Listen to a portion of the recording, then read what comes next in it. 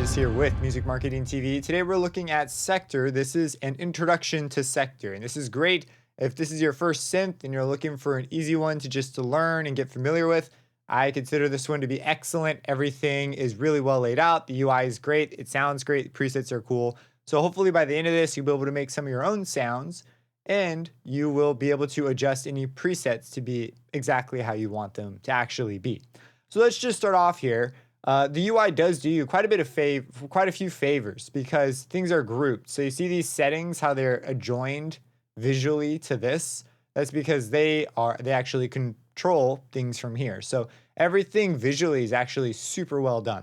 So you have over here your two oscillators. These are what are called wavetable oscillators. All it means is these are your sound sources, and a wavetable is a collection of waveforms that allows you to sort of pick. It's like a way you could scroll through and pick your different waveform. You can think of it as like you're at a CD shop, you're picking out your CDs, and you pick out one CD. It's kind of like that. You've got a collection of CDs versus just having only the one. One CD would be like one waveform, and then a whole row of them would be like a collection, and you're able to scroll through. And you scroll through with this morph control. So if I play a note, that's what it sounds like. Now, of course, you got to have it on, and I am on the init preset, so let's talk about that. So over here, you've got your different tabs in the center, and there's one called browser. And by the way, if yours looks different, there's some different skins, and I'm just on like the default skin. But let's go over to the browser, and there's always a preset, at least there should always be in every synth, called init, which just means initialize. It's like the default thing. It puts all the controls basically off or in their most common state. So that's init, and it's under initial sound, and then you've got your presets around here. So I'm going to be starting from this as our starting point. So right now we're given these two wavetables. Right now only A is on, and let's just go through the oscillator really quick. So the oscillator is our first layer of sound. That's what it sounds like. We've got some meters up here to show it, and we've got our volume control. This is the whole synth. So every sound, because the synth has many sound sources, it's got the ability to play samples, another oscillator. So this is after everything's been said and done. This is the volume for that. You can double click to reset stuff. So pretty useful. And then you've also got your drive control. And a drive, this one you don't see on every synth. It's a distortion. So as we turn this up, we'll hear the sound get more distorted. And this will have more apparent effects as we start turning more stuff on. Right there, it sounds just kind of like it gets a little louder, but it's actually distorting. So here we've got our oscillator. We could pick a different wavetable in here. These are actually different slices of the waveform, kind of like those different CDs in our CD rack. But we can actually choose entirely different, CD racks or wavetables. We could come over here and pick a different one. And it's got its own selection of stuff, right? We can, of course, go between these different states with the morph. And this one has a lot of high frequency stuff, so we play a really low note. It should sound pretty cool. And you can see how fun this can get sort of pretty quickly. If you just pick a cool wavetable, and they've already got a huge selection of really nice ones just by default. And also, I'm sticking with the factory, but there's also the signature expansion has also been installed. There's a ton of expansions and things, so just be aware of that. So anyways, that's the wavetable, and there's a whole bunch of cool stuff there, but we're going to kind of leave it at that. It's a sound source. You can use it to pick interesting starting points. We have the ability to pan it. Panning's left to right, so you can have it coming out the left speaker or the right. And you've got the ability to control its level, how loud this particular oscillator is, which is pretty nice. Over here, we've got our filters. So we've got filter 1 and 2. Filters remove sound. They don't always remove sound. They can actually add things. You can get gain out of a filter, meaning filters can actually make things louder. But we've got our filters over here. And right now, if we turn this on 1, it's going through filter 1.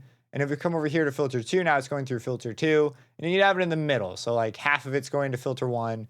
And there's a number 2. This is filter 2. And this would be like filter 2. So now it's going through filter 1 half and filter 2 half. Let's just send it through filter 1. And we've got all these different options. We've got a high pass, band pass, low pass, different ways of removing sound. The most common one you're probably going to want is the low pass. It's pretty much always the default option in synths.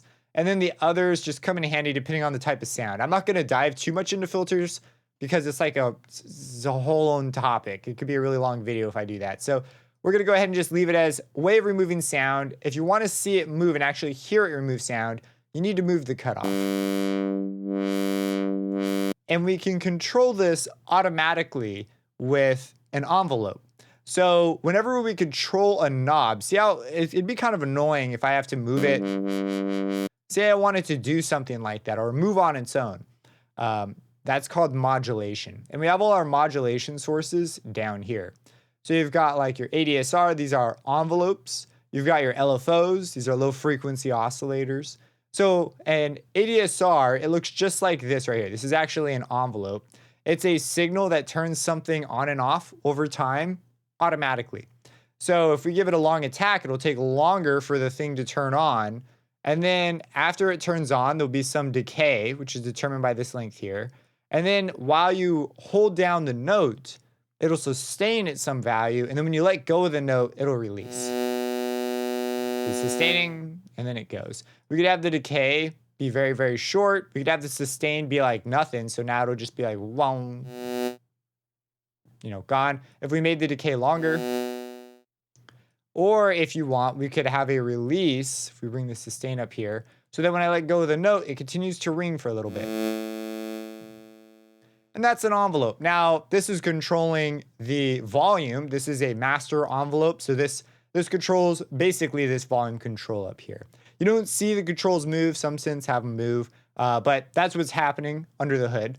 So let's bring these back. Let's just put them in their default state. And let's actually bring the release in. By the way, there's a special shape. If you have it just like this is just called a pulse. And it's pretty common because, it's on, and then as soon as you let go, it's off. So instantly on, instantly off. And while it's on 100%. So that's a pretty common envelope shape. But I'm going to go ahead and round out the edges just a smidge so that we avoid. Sometimes you can get pops and clicks from things turning instantly on and off. So if you ever hear that, could be a problem with an envelope. So we have more envelopes down here. We have mod envelopes down here. Now, some of these are pretty fancy. You can see down here, these are just like standard attack, decay, sustain, release. And they give you a bit different of an interface, but it's literally the exact same thing. But what's cool about these ones, and these also have a bunch of fancy options, like you see how we could add some very specific up and down shapes. These are capable of looping. These ones are like extra fancy envelopes. We're not going to dive into these right now, but fundamentally they do the same thing. And what makes these cool is you can send them to a destination. So before, this envelope's destination was the volume for the master synth. It's hard coded, like it's just like that out the gate. But here, these ones are able to be moved around and control different things. So say, for example, we wanted to control this morph control here. Well, I can go to destinations. I can select oscillator A, and we want to go for the morph control. So we'll go for the morph control. And now we'll give it the sustain is fine, high. We'll give it a slow attack. So we'll hear it over time. We'll make it like around a second long. So you can see it moving visually here as well. And there you go. You're doing modulation. Honestly, this is where stuff starts to get really cool because as soon as things start moving, you get much more interesting sounds than the ones that just sit still. But yeah, so that's an envelope, and ADSR is a very common type of envelope. There's other types, like for example, we have these mod envelopes that are a lot fancier, but again, you have this shape, and let's get rid of this. So let's go to the nothing, and let's say we want this crazy shape to control that. Well, we just go to destinations, oscillator A, wavetable morph, and we hit the note. And you can see it doing its job. So it looks a lot scarier. There's a lot of extra options. There's a lot of cool things in here. But at its core, it is that simple. This is just like a buff version of these guys. Now, I didn't talk about the depth. The depth is how much it moves the knob by. So you know, do we want it to move it up like this much, or do we want it when it's at its maximum value here to move it up, you know, all the way? That's controlled by the depth. So if we give this a very small depth, it'll only move up a little. It's like a limit. We limit how far it can go. If we give it a negative depth, it'll actually turn down. So say we started in the middle and we want to go down instead, we'll just make it negative and now it'll go down.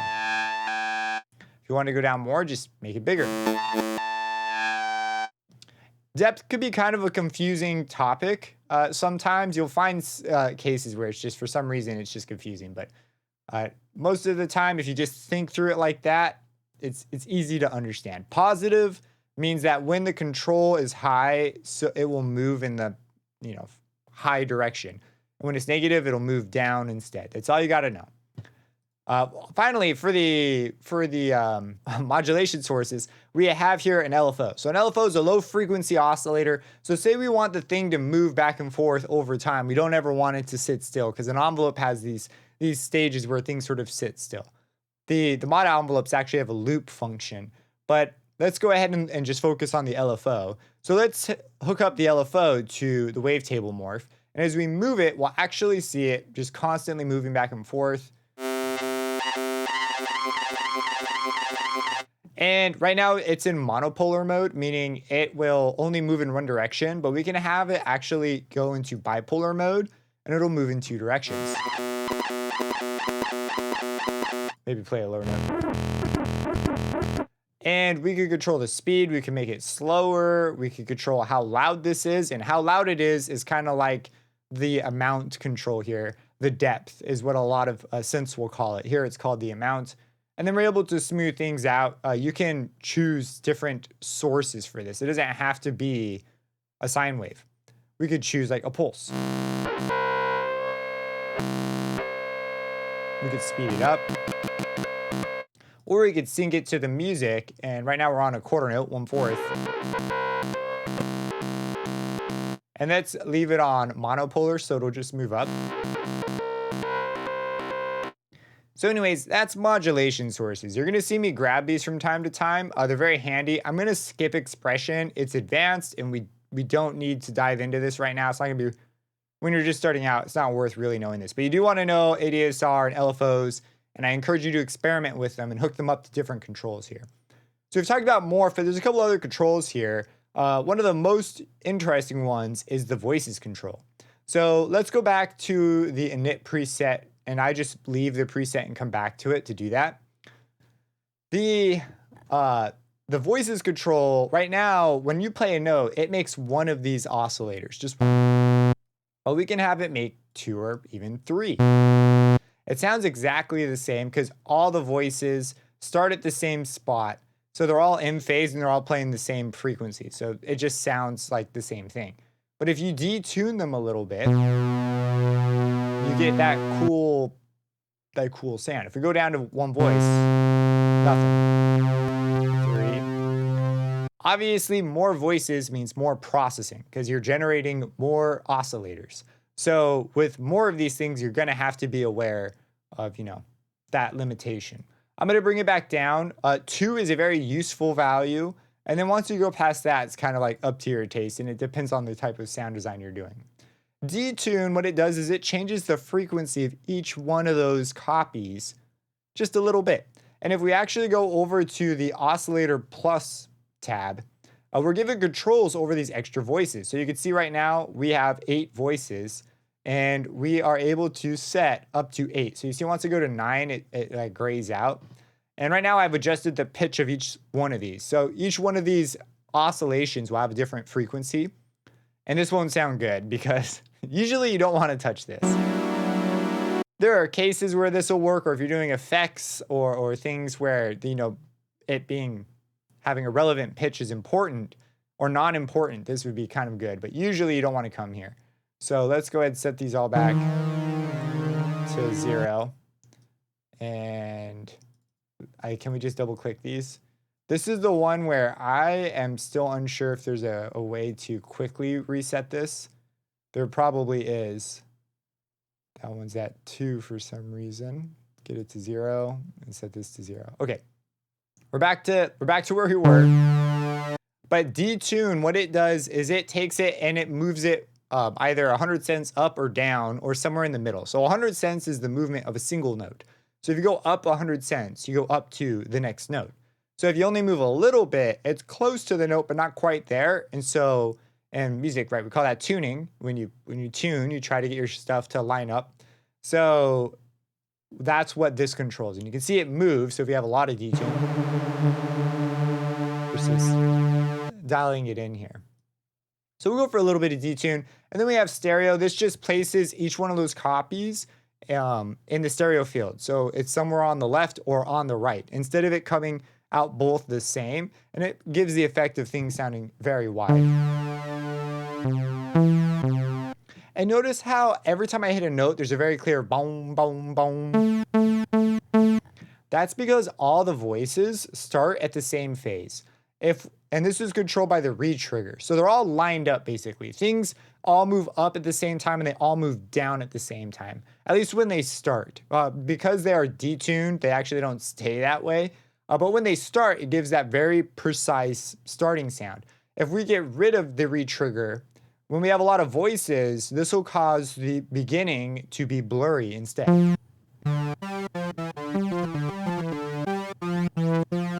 So you hear sometimes we get a clear bong sound, and other times we get like a wah sound. We get not so clear of a starting point. Versus re-trigger, it will every time sound the same. So that's what re-trigger does. And sometimes you're going to want it on, sometimes you're going to want it off. Just depends on what you're doing. And then finally, we've got over here our filter control, which again, we can move our cutoff and see it remove things. And we could set up a envelope to control this automatically, and that's a very common way to make a pluck sound. So if we come over here to our ADSR, filter 1, and we go for the cutoff, and now what we want is we want it to actually be negative. That filters are, I feel, where confusion can really happen. So for example, let's say that we want this control here to move down over time. This is controlled by the cutoff. So we'll give the attack some more time because right now it's too fast, and we'll make it negative so that as the envelope turns on, it will come down. And the sustain will be high. So when the sustain is at its highest point, it's going to keep the cutoff low. Then when we let go of the note, the envelope's going to start to go up or return back to its value, right? It's going to go back to 0. So this will actually start moving up. And so we want this to be long so that we don't ever hear it come all the way back up. And you can see it moving. And we could go ahead and give it we've already got it at its max depth. Let's give it a shorter attack here and a shorter decay. And you can get these kind of nice pluck sounds. Now we could bring this down a little bit. And so it has less to travel. So it gets there a little bit quicker. But that is one example of using an ADSR and why you might grab one. And you can do all kinds of stuff. You can make lasers by attaching it to the pitch. If we go over here to oscillator A, setting it to the pitch, give it a fast attack. And let's make it go up. We could bring it down some. And something that's nice here is it shows you the value that you're changing right there. It's not like a percentage. Some just show a percentage. This is actually relevant information. Like this will move it up 48 notes, which is way too much. So let's just go up 2 octaves, which would be 24. And we can go ahead and give it a faster attack. Maybe a longer decay. And we can effectively set where it starts and stops by either changing this or changing the sustain. I'd probably keep this sustain at 100% and use this to pick the actual note. And if we wanted to go down, we just, change down.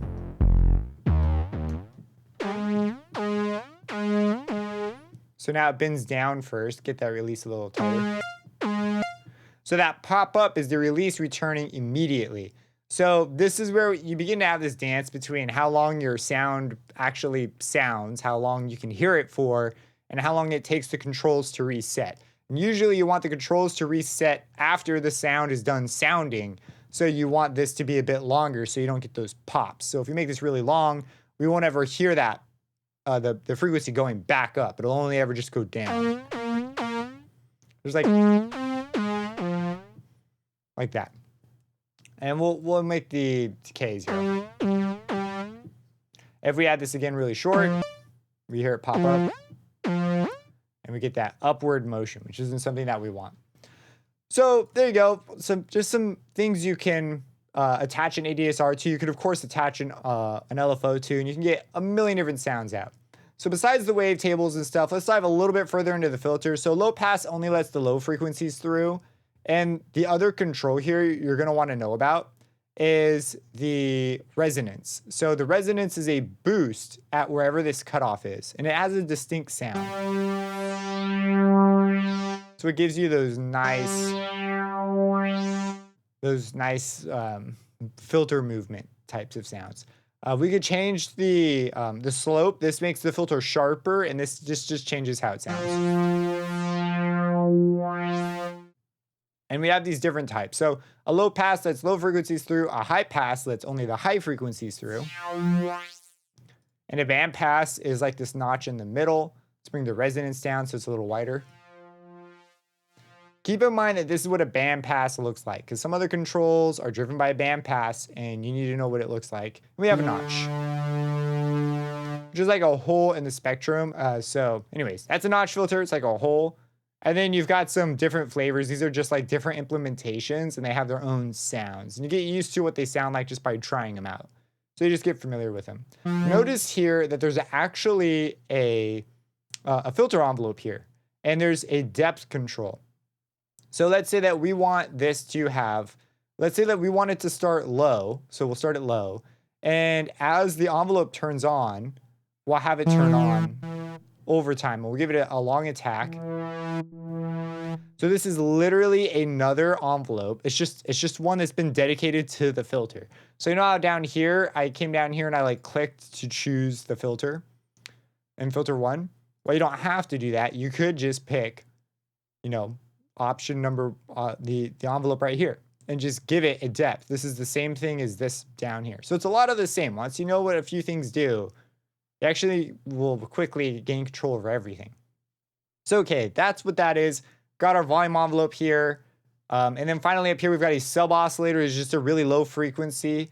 We'll put it an octave below, and you can hear it coming underneath. You can give it drive. This will distort it. If we turn this off. So that's it clean. That's it distorted.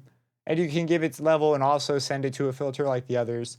And then finally, we have a sample. So this is an actual piece of recorded, something that's been recorded, and you can pick them. And so that's the candy sample. We can go back and forth here. So this is actual recorded audio. This is not something like, it's not being generated with a math process or anything. This is just straight up recorded audio. So you'll see a lot of presets make use of this too. It really depends on what you're trying to make.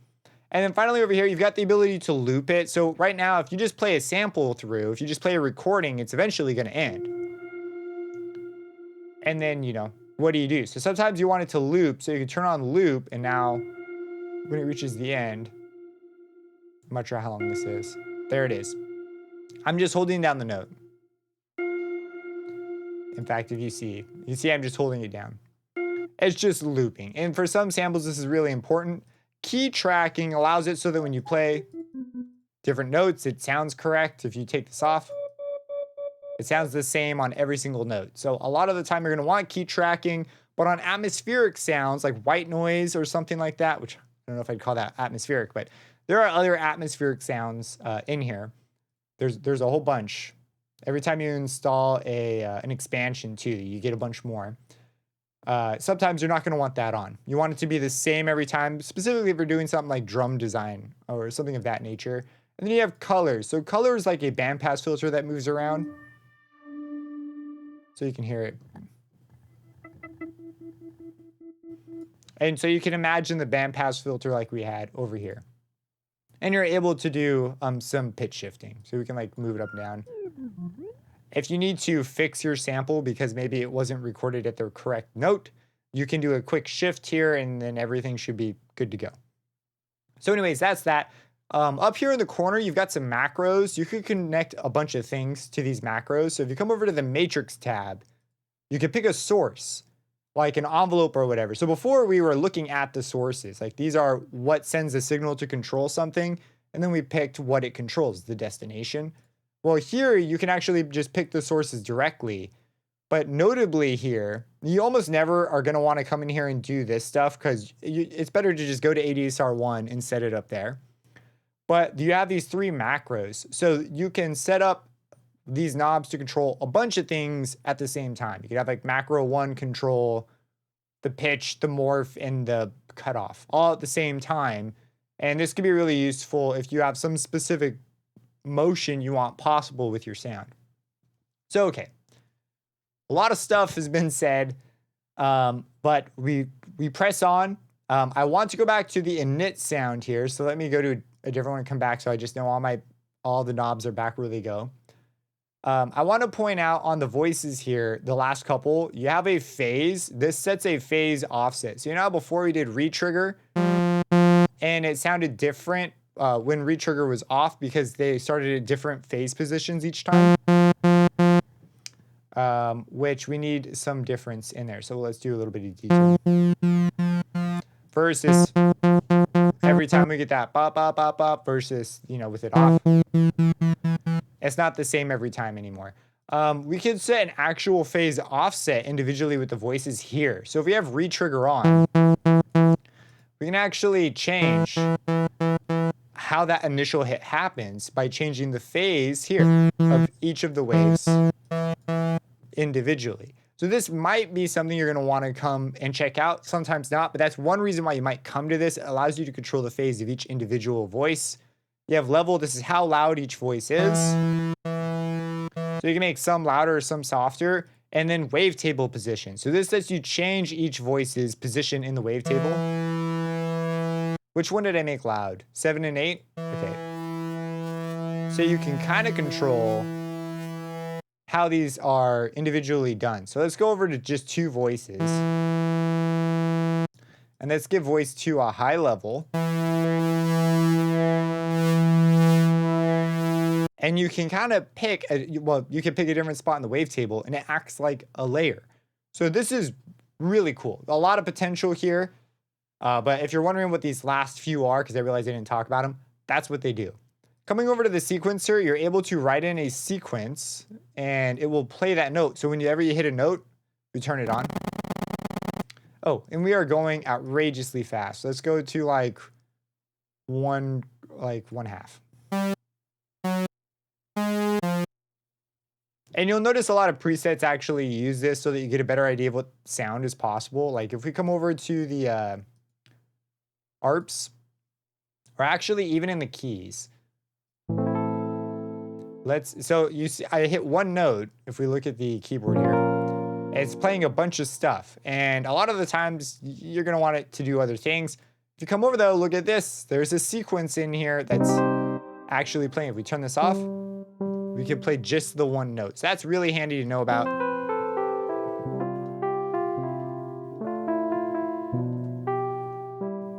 And notice here, we are using a sample, which is why it sounds so nice. And it's been layered with a sine wave. Turn this off. That layer is in there. And then this is just the Rhodes.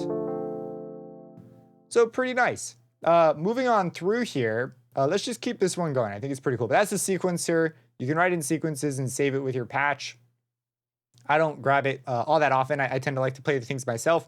But it does make hearing what the patch is meant to sound like or do, or maybe what was in mind when you created it, really nice as a way to just quickly recall it. You got your browser. And then we have our effects. So I'm not going to go through all the effects here, but this is where they live. And there are 2 effect racks. They're really cool. And you've got different ways of dealing with the filter inputs. So we'll hit the filter and then come over here. So this is like after everything. And it's sweet. We can choose our input here. So we can actually have effect rack 1 be fed in. So we can treat this as one gigantic stack or as 2 independent stacks. So rack 1 feeds into rack 2, or they're at the same time. So yeah, I don't want to go into all this. This is like a whole can of worms. I'll let you just sort of experiment with it. Compression is like a volume thing. Phaser is kind of like what we did over here with the retrigger.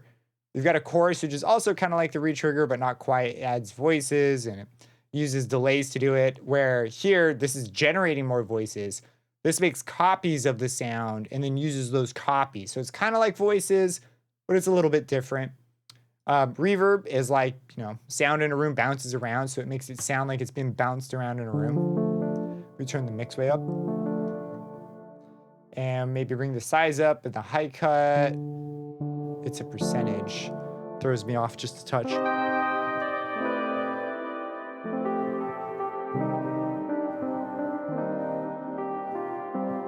You've got delays. Delays obviously are like how many times it echoes. And let's bring the speed. Let's sync it. And yeah, quarter notes is fine. We'll bring the feedback up. More feedback, more echoes. There you go. So you usually never want it at 100% because then it will echo forever. But you can create some cool stuff and you're able to dampen each one. Different delays will give you different options with this. So this is a pretty straightforward delay.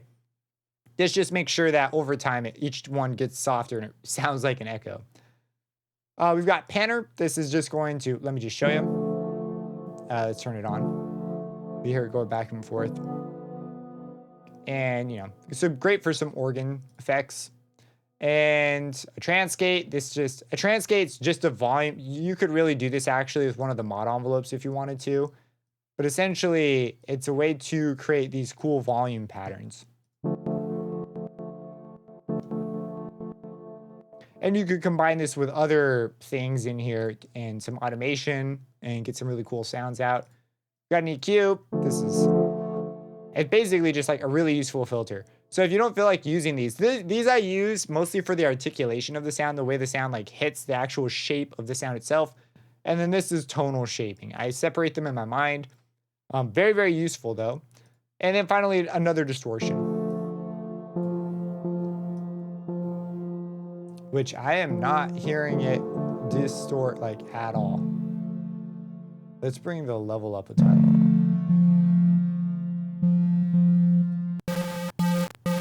Okay, yeah, so it is working. It's just having a hard time. So distortion is a level-based process. So it has to reach some threshold loudness in order for it to really start distorting. Let me go to a default because there's a lot of things that are on right now. And I just want to show you the basics here. So we've got a saw wave coming in and we'll go back to our effects. Turn our distortion on. That's what it sounds like. And we'll go for a bit crusher. A bit crusher is actually has to do with how many bits are used to represent the volume of the wave. And what ends up happening is as you reduce the amount, you have less bits. And so it adds noise to the wave. Very cool for some old school sound effects. And sometimes these things are tied in with aliasers and things. It'll say bit crusher, but it does other stuff. It sounds like it's just bit crushing though. So that's good. And then we have overdrive. And if we combine a couple drives in a few spots, we can really hit different drives harder. And since distortions are level-based processes, by ramping the level up a lot, it'll cause quite a bit more distortion. And then usually you have to turn it down after. But what you get is the waveform itself gets like squished. If you're familiar with compression, it's like instantaneous compression almost. But distortion could be a source from any number of issues. Like it could be related to transistors in the machine or whatever. So sometimes, they're modeled. Let's go ahead real quick and look at just a few presets and just dive into exactly maybe how they did what they did. Nearly every ARP is going to have something in the sequencer section doing its thing. So if you like the sound itself, you just turn this off. And here we can see we've got both oscillators going and a bit of this 8-bit tube. Let's go for another one. Let's go for brass. So here we can see immediately we've got some, I think this is This seems like a mod envelope. So if we come over to the mod envelopes here, yep, there it is. So there's an envelope, and this one is a loop. The reason you know it's not an LFO is because it doesn't loop the same way every single time. This had some custom motion. And this is one reason why you would grab a mod envelope over just a regular envelope or an LFO. We could see here what, wavetable is picked. We could try out a different one. We could find this wavetable position modulation, which it looks like it's right here. This is oscillator B. We could reduce it. And maybe we come into the effects and we try out a different distortion, maybe an overdrive. We can get some different sounds out of it. We've got compression. Let's turn it off just to see what it sounds like. We lose some of that high. With this, you're probably going to want compression. If we want it to be a bit brighter, we could come over to the EQ, grab that, and give it a little bit of a high shot. And away you go. You can quickly sculpt the sound to exactly what you want. Let's look through, I don't know, a pad. Oh, this is one I liked. Oh, by the way, you can right click to like things. So I went through and found the ones that I thought were like really cool. And so this is one of them I really enjoyed. It's got no sample, which I thought was pretty cool. It's just like a noisy sine wave that's been filtered. And there's some like gentle modulation on the morph and the detune. And that's it. I should also point out that there is on the init sound, or the init, it is capable of MPE. And if you go over to the keyboard, you'll actually see a different keyboard. And so this is not an MPE controller I have in front of me, but that's aftertouch. So you push, then you push the key a little harder, and it changes the sound in some cool way. So it is capable of more complex settings if you have an MPE capable controller, or a controller that just has more things you can connect up. It can handle that. If you have any questions about this, feel free to let me know. I know it's a lot of information, but as we get into making more sounds with it, or you see it pop up, hopefully this gets you up and running, and now you know what all the controls do. And if you hear something weird going on with some of the sounds, you can go in and just, dial it up and get it exactly the way you want. Because a lot of times presets are close, but they're not quite there, and now you can just sort of nudge them that way. Subscribe and hit that bell icon for future videos, and have a blessed day.